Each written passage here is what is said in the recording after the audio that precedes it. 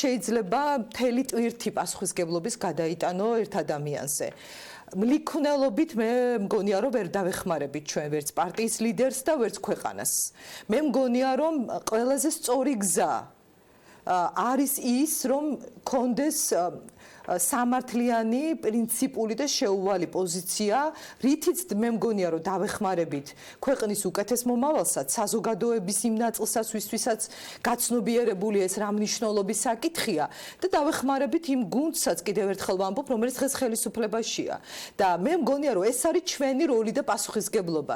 ჩემი როლი არ არის მლიქნელობა, ჩემი როლი არ არის მაამებლობა, მე არ ვარ ის ადამიანი, რომელმაც დღეს გაიღვიძა ამ იდეით და დღეს გაახსენდა რომ სამართლიანობა არის საჭირო ქვეყანაში. მე ამით ვიცხოვრე, რაც თავი მახსოვს.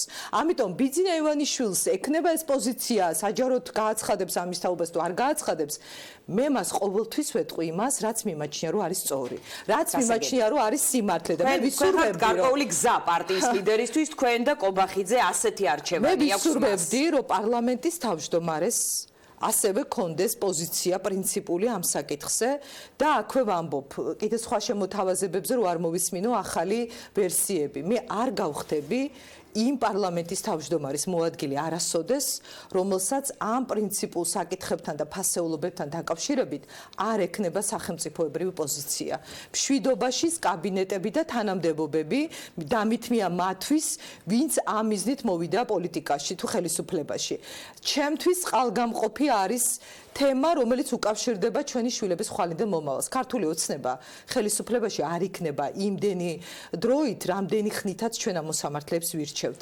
და ვის ხელში იქნება ჩვენი შვილების მომავალი და ამ ქვეყნის მომავალი, ეს არის დამოკიდებული ამ პროცესზე. და ეხლა მთავარი, ჩემი მოთხოვნა, ვიდრე ასეთი ტონალობით ვისმენ კომენტარებს, რომ ყველამ დაიცვას წესები, გუნდურობა და კიდევ ერთხელ ვამბობ, მან და დაიცვას პირველ რიგში, ვინც ამ წესს არღვევს.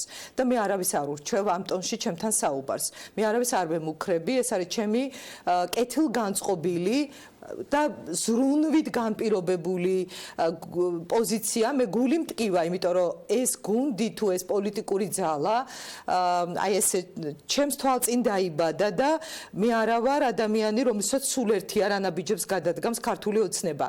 ეს ჩემთვის ძალიან მნიშვნელოვანია და არ მინდა დავინახო, რომ ჩვენ შეიძლება დავშორდეთ ამ ღირებულებას. ამიტომ თავი დაანებოს ყველამ ჩემ გამოცდას და რაღაცა თითისქნევას. ჩემი გამოცდა დასრულდა იმ დროს, როდესაც შენ გახსოვს ძალიან კარგად იმ რეჟიმმა უსასტიკესად გამომცადა და ჩემი ოჯახის ორი უსაყვარლესი წევრი მძევლად აიყვანა.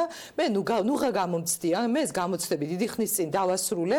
ეხლა დგას საკითხი, ჩვენ სახელმწიფოებრივი მნიშვნელობის პრობლემებს უმკლავდებით თუ არა. სია უნდა გაიწვიოს იუსტიციის საბჭომ უკან. ეს სია დღესაც პარლამენტში დევს რატომღაც დამდროს. იუსტიციის საბჭო ამბობს, რომ ამ სიას არ გადახედავს, ვინაიდან კვალიფიციური ადამიანებით და კეთილსინდისიერი ადამიანებით დაკომპლექტებული სია. ანუ ეს პოზიციაც ეს სია უნდა გაიწვიოს დიანა. ამ სიას ამ პარლამენტში ექნება უდიდესი წინააღმდეგობა. მე ამაში დარწმუნებული ვარ. მეც და ჩემი მეგობრებიც ყველაფერს გავაკეთებთ იმისთვის, რომ ეს სია არ იყოს დამტკიცებული და მხარდაჭერილი. იმიტომ რომ ამით ეს გადაწყვეტილება პირდაპირ ნიშნავს, რომ ჩვენ ამით ქართულ მართლმსაჯულებას სამართლიანობის და დამოუკიდებლობის გარანტიებს უკლავთ. ამიტომ სია გაიწვიონ უკან, კანონში ცვლილებები სწრაფად უნდა მომზადდეს და მე ამ პროცესში ვიქნები ჩართული, მე არ ვაპირებ გავერიდო ამ პროცესს და ბოლომდე ვაპირებ ვიბრძოლო ამისთვის.